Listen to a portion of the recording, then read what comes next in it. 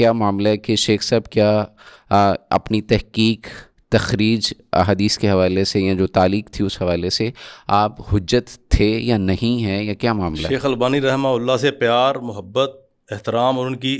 تحقیق کے اوپر اعتماد، اس کے بعد شیخ زبیر علی زئی رحمہ اللہ کا ہمارے ہاں وجود اور ان کی تحقیق کے اوپر بھی اعتماد ہی دراصل مسئلے کے اہل حدیث کی حقانیت کا سب سے بڑا ثبوت ہے کہ ہم کسی ایک شخصیت کے اوپر اعتماد کے باوجود اس کو حرف آخر قرار نہیں دیتے۔ اگر شیخ البانی رحمہ اللہ کے اوپر اعتماد اور ان کو حجت، اعتماد کے معنی میں لے رہا ہوں میں،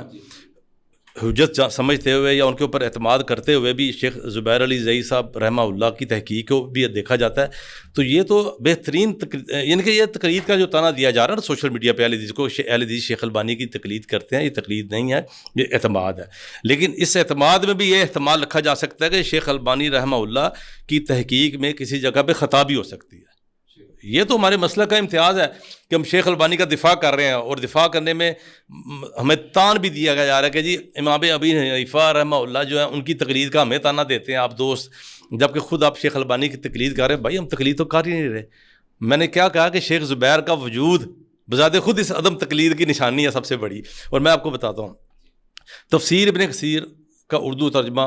جو سب سے پہلے تخریج والا مکتبہ قدوسیہ نے شائع کیا، جب تفسیر کا ترجمہ شائع کیا تو اس کے اوپر تحقیق تخریج جو تھی ہم نے فیصلہ کیا شیخ البانی رحمہ اللہ کی اس کو نقل کر دیا جائے اردو میں۔ تو جب ہم اس کو نقل کرنے لگے تو اس میں بعض روایات ایسی تھی جس پہ شیخ کی جو تحقیق تھی اس کے اوپر تھوڑا سا عدم اطمینان والا معاملہ ہوا سامنے، تو ہم نے شیخ زبیر سے رجوع کیا۔ شیخ البانی رحمہ اللہ کا نام ہے تو ساتھ شیخ زبیر کا نام بھی ہے، اس لیے کہ کچھ روایات جو تھی دونوں سے لی گئی۔ اب معاملہ یہ ہے کہ اہل حدیث کا یہ کم از کم بالکل یہ مسلک نہیں ہے کہ شیخ البانی نے جو کہہ دیا وہ حرف آخر ہے۔ وہ امام مالک رحمہ اللہ والا جو جملہ ہے نا، وہ ہمارا عقیدہ ہے، وہ ہمارا مسلک ہے۔ دنیا میں ایک ہی شخص ہے، یہ صاحب قبر ہے کہ جس کی طرف سے جو غلطی نہیں کر سکتا، وہ رسول کریم صلی اللہ علیہ وسلم کی ذات ہے۔ تو شیخ البانی رحمہ اللہ کی ذات کو حرف آخر نہیں سمجھتے، قابل اعتماد سمجھتے ہیں، لیکن اس بات کے ساتھ کہ کسی جگہ کسی مقام پہ وہ خطا بھی کر سکتے ہیں۔